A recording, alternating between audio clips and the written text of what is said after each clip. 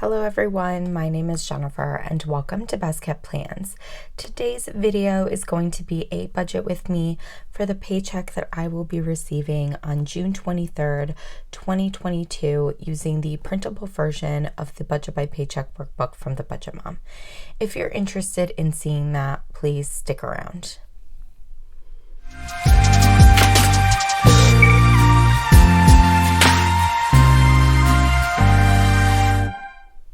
So starting out in the monthly spread for June, I'm doing a budget with me for the paycheck I'm receiving on the 23rd. As you can see, the majority of my bills have already been checked off for the month.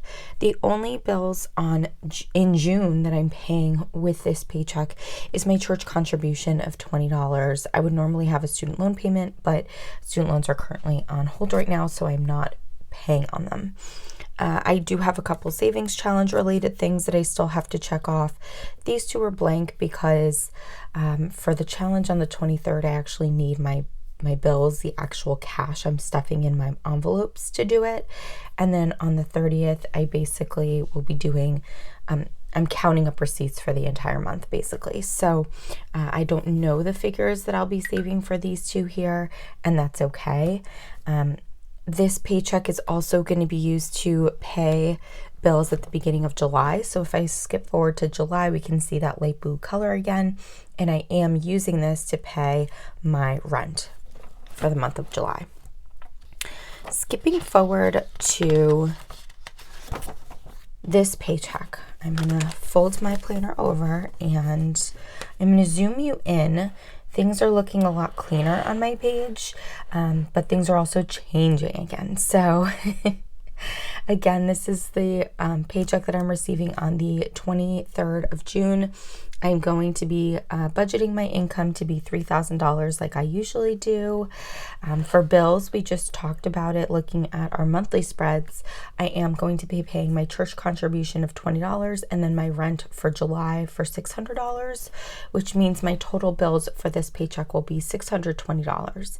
And if I subtract that from the $3,000 that I budgeted my income to be, we're left with $2,380, which is what I'm going to be bringing down to the envelope section or variable expense section of the paycheck budget tracker. Now, I've been toying a lot with potentially changing my gas budget. And to be totally honest, I've kind of just come in right around the $75, really $70 mark the last like 3 pay periods, which is why I haven't just done it. I was debating increasing to $100 every 2 weeks, but I've been coming in right at around $70. Now, I know that my budget is $75, but I always pull that $5 bill out and put it in my $5 challenge. And because I haven't really been going over budget for gas, that's kind of been working for me. So I think for now, I am going to keep it at $75. Gas prices in my state actually have kind of stayed put for a little bit, so I'm hoping that continues. And there's another reason why I'm thinking about keeping that like that as well. So at least for this paycheck, things are going to stay as they have been, with me budgeting $200 for groceries, $75 for eating out, $75 for gas, and $150 for miscellaneous. All those added together do equal to $500. And if I subtract that $500 from the $2,380 I was left with after paying my bills, I have $1,880. And that's what I'm going to bring up to the sinking fund section of the paycheck budget tracker, which is where all of the action has been lately. As you can see, there are only 2 things listed here on my sinking funds. And if you've watched my last couple of videos, you'll know that I had a third sinking fund that I added in, which was a car down payment sinking fund because I'm purchasing a new vehicle. That vehicle was not supposed to come in until probably like mid-July. And so I had basically budgeted out that if I saved $900 for each of my paychecks, I would reach the goal that I wanted for the down payment for my car. Well, the car got here early. I'm actually going to pick it up today. I'm filming this on the 22nd, so I'm actually going to pick it up today, which is very, very exciting. But that means that I had to already have all my money straight now and figured out. So I don't have this paycheck and potentially a second paycheck or another paycheck in July like I was planning. So I ended up making an executive decision to pull that money that I needed from my house savings. And the reason I did that is because even if I pull it from my house savings and I find the house I want to buy tomorrow, I'll still have enough in my house savings account for that down payment. So that's why I did that. Now my plan is to reimburse myself. I don't know when exactly I'll get to that type of reimbursement, but my plan is definitely to reimburse myself. So for my sinking funds for this paycheck, I only have travel and car maintenance. And because I'm not saving for the car down payment, what I'm going to do is I'm going to put some extra money towards travel. Not towards reimbursing myself yet, towards travel, because I am trying to go on vacation in the fall and I want to have that money saved and straightened away that I don't have to worry about needing to pull it from anywhere else. So with this paycheck, I'm going to put $580 towards travel, and then I'm going to put $50 towards car maintenance, which means total I'm saving $630 towards my sinking funds with this paycheck. And if I deduct that from the $1,880 I had left with after my bills and my variable expenses, I have $1,250.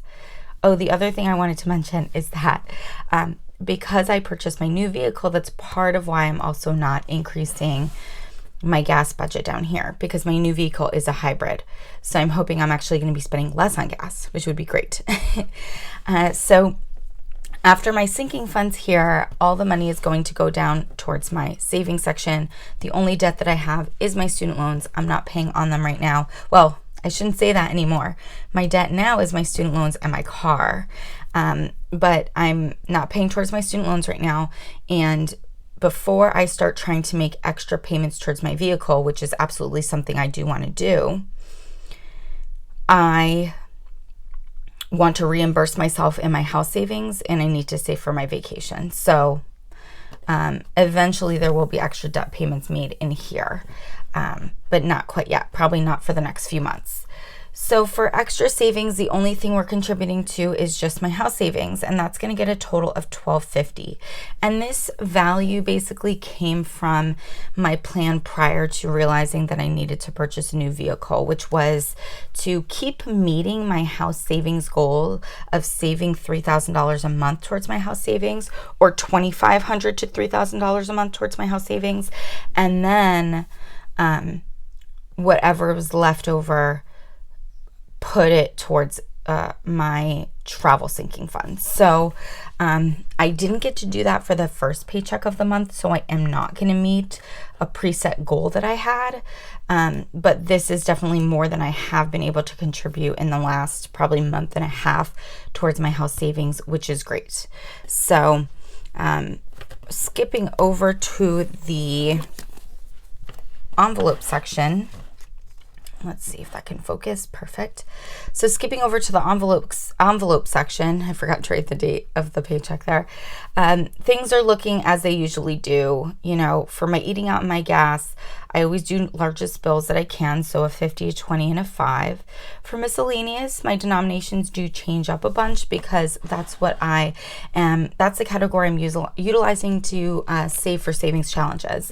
So for this pay period, the only denominations or amounts that I definitively knew for savings challenges were that I had to save $25 and then $26 for my 52-week challenge. So that adds up to $51. So I needed to make sure I had denominations that would allow me to save $51. So I'm breaking up my $150 into $200 bills, 2 20s, a 5, and 5 singles. For travel and car maintenance, I am just doing largest bills possible. So for travel, that's 500s, a 50, a 20, and a 10. And then for car maintenance, that is a single $50 bill. And then for rent, I usually break it up to be 300s and 650s. That's just what I've gotten in the habit of doing. So that means that when I go to the bank tomorrow, when I get paid on the 23rd, I will be withdrawing $1,530, so $1,530, and that's what I will be stuffing in my envelopes for my cash envelope stuffing, which we'll be posting on Saturday. Definitely excited that things are looking a little bit more streamlined here. It's definitely been a crazy few months. It's definitely been a difficult few months with regards to my budget. Not so much paying my bills, I kind of have that set, but really feeling like I'm making headway on financial goals that I have for myself, especially when it comes to like house savings.